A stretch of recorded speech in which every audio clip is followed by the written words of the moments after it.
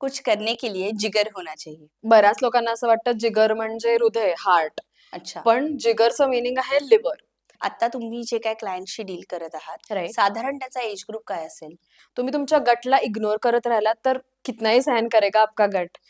लग्नात जेवायला गेलेत आणि मग ते काहीतरी असा मस्त गुलाबजाम किंवा पास्ता किंवा असं काहीतरी which is not going good for gut health. आपल्याला जर कोप करायचं असेल तर हम्म. कुठलं डाएट आपण तिथे यूज करू शकतो आपल्या हेल्दीनेससाठी किंवा हेल्दी हॅबिटसाठी? मॅम, आम्हाला हेल्दी खायला तर आवडतंच, पण मध्ये मध्ये खूप क्रेविंग्स होतात. नमस्कार. होलसम विस्डमच्या या सत्रामध्ये आपण आज भेटणार आहोत सायकोलॉजिस्ट केशवरी देवी यांना. Hello Keshwari. Hello Kshitija. Wholesome wisdom मध्ये आपलं स्वागत आहे. Thank you so much. So Keshwari, असं म्हणलं जातं कुछ करने के लिए जिगर होना चाहिए. यावर तुझं काय म्हणणं आहे? ओके, सो बऱ्याच लोकांना असं वाटतं जिगर म्हणजे हृदय, हार्ट. अच्छा. पण जिगरचं मीनिंग आहे लिव्हर. सो आपण जर असं बघायला गेलो तर लिव्हर आणि gut is connected to our brain. Okay, so आपलं जर लिव्हर आणि गट हेल्दी असेल तर आपलं ब्रेन काहीही करण्यासाठी हेल्दी राहतं. अच्छा, म्हणजे काही करण्यासाठी आपली लिव्हर ही हेल्दी पाहिजे. अगदी बरोबर. Okay. How are they connected? So basically आपलं गट आणि आपला ब्रेन एक वेगळंच नर्व असते ज्याच्याने ते कनेक्टेड असतं. ओके. सो प्रत्येक सिग्नल आपल्या गटला ब्रेन पोहोचवतो त्या नर्वनी आणि गट आपल्या ब्रेनला त्या नर्वनी सेम सिग्नल्स पोहोचवतात. सो जेव्हा आपण हेल्दी खातो किंवा आपण स्टेबल असतो गटमध्ये तर आपलं ब्रेन व्यवस्थित काम करतं और वाईस वर्सा. ओके. सो बेसिकली दोघांचं एक घनिष्ठ असं नातं आहे. येस. आणि म्हणूनच बऱ्याचदा असं होतं की भीती वाटली तर पोटात गुडगुड होते, किंवा खूप आनंदी असो तर आईस्क्रीम खायचं मन होतं. येस.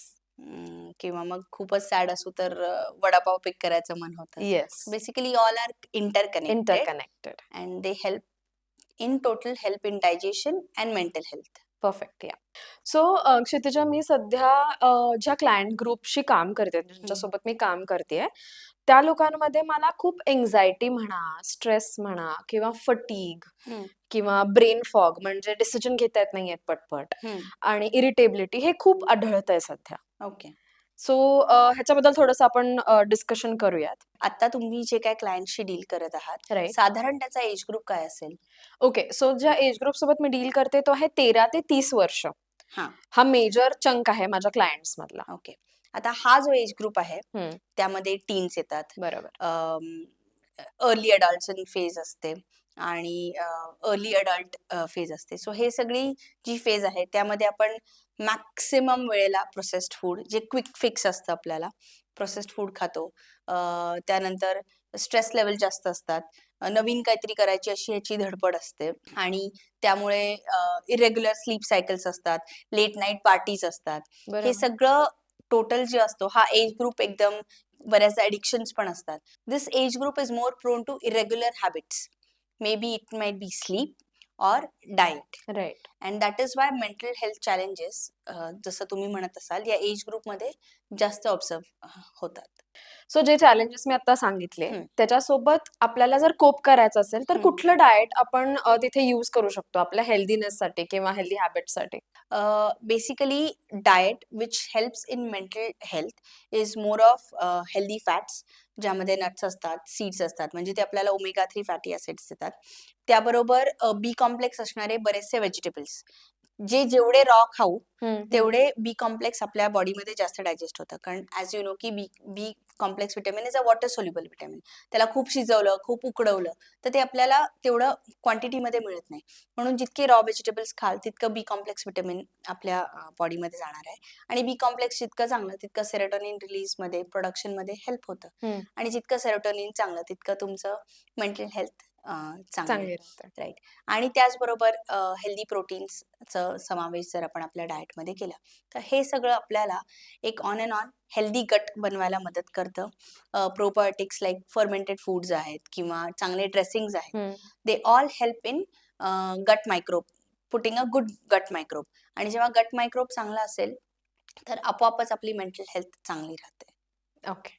बरेचसे क्लायंट्स कन्झ्युमर्स जे आहेत होलसम गोल्ड्सचे, ते मला सांगतात की मॅम आम्हाला हेल्दी खायला तर आवडतंच, पण मध्ये-मध्ये खूप क्रेव्हिंग्ज होतात. म्हणजे क्रेव्हिंग्जमध्ये त्यांना बरचसं त्यांचं जे स्वतःचं डाएट जे रोज घेत असतील, ते अव्हॉइड करायला लागतं. बरेचसे रिस्ट्रिक्शन्स येतात. So they they have lot of cravings. मग ते जिम गोवर्स असतील किंवा मग हेल्थ फ्रीक असतील, तरी पण क्रेव्हिंग्ज हा खूप इम्पोर्टंट चॅलेंज असतो त्यांना. रिबाउंड होतात हं, त्यामुळे. हं. खूपसे रिबाउंडचे केसेस असतात. म्हणजे अगदी छान डाएट चालू असतं त्यांचं आणि मग कुठेतरी लग्नात जेवायला गेलेत आणि मग ते काहीतरी असा मस्त गुलाबजाम किंवा पास्ता किंवा असं काहीतरी which is not going good for gut health. असं केलं की तो रिबाउंड होऊन जातो त्यांचा पूर्ण डाएट. तर हे क्रेव्हिंग्ज नक्की होतात कशाने आणि आपण त्याच्यावरती कसं क्रेव्हिंग्सशी आपण कसं डील करू शकतो? सो बेसिकली आपण हं. क्रेविंग्स का होतात इथून सुरुवात करूयात. हां. ठीक आहे, ठीक आहे. पहिली गोष्ट म्हणजे जेव्हा आपली ब्लड शुगर ड्रॉप होते, हं. तेव्हा आपल्याला असं वाटतं काहीतरी गोड खाऊया क्विक एनर्जी फिक्ससाठी. बरं. दुसरी गोष्ट जेव्हा आपण इमोशनली अनस्टेबल असतो म्हणजे हां. काय, की आपल्या बॉडीमध्ये डोपामाइन आणि सेरोटोनिन कमी झालंय. हां. हॅपी हॉर्मोन्स कमी झालेत. ओके. म्हटल्यावर आपल्याला हाय फॅट फूड, हां. हाय शुगर, हाय सॉल्ट फूड खाण्याची इच्छा होते. ओके. कारण म्हणजे आपल्याला हे असं सगळं प्रोसेस्ड फूडमध्ये असतं. एक्झॅक्टली व्हॉट हां. It is. हां. आणि दुसरी गोष्ट म्हणजे जेव्हा आपण खूप स्ट्रेस्ड असतो, आपण हं. बघितलं जेव्हा परीक्षा असते आपण खूप खातो हां. किंवा कुठलाही इंटरव्ह्यू असेल तर आपल्याला अचानक काहीतरी कम्फर्टिंग म्हणजे हं. काय गोड हं. किंवा तिखट असं खायची खूप इच्छा होते. Okay. So that is craving. Our brain asks for craving.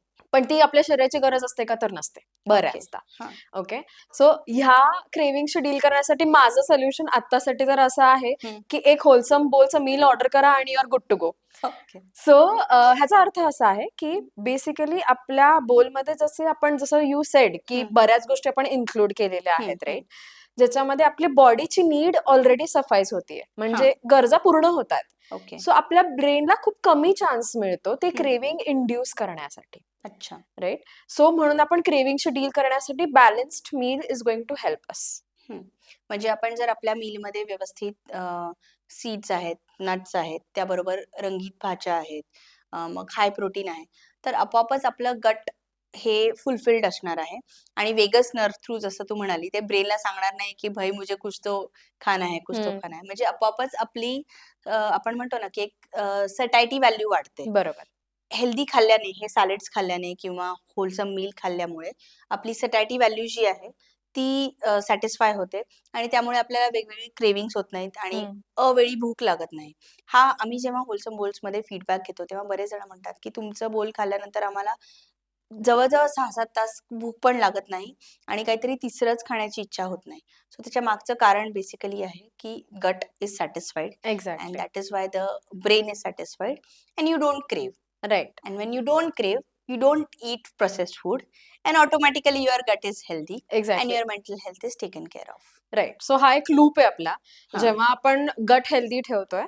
आपलं ब्रेन सॅटिस्फाईड आहे. हं. ब्रेन सॅटिस्फाईड आहे, सो क्रेव्हिंग्ज होत नाहीये. हां. त्यामुळे आपण प्रोसेस्ड फूड चूज नाही करत. आपण हां. हेल्दीच खातो. सो हां. आपण हेल्दी सायकलमध्ये कॉन्स्टंटली स्वतःला ठेवतोय. स्वतःला.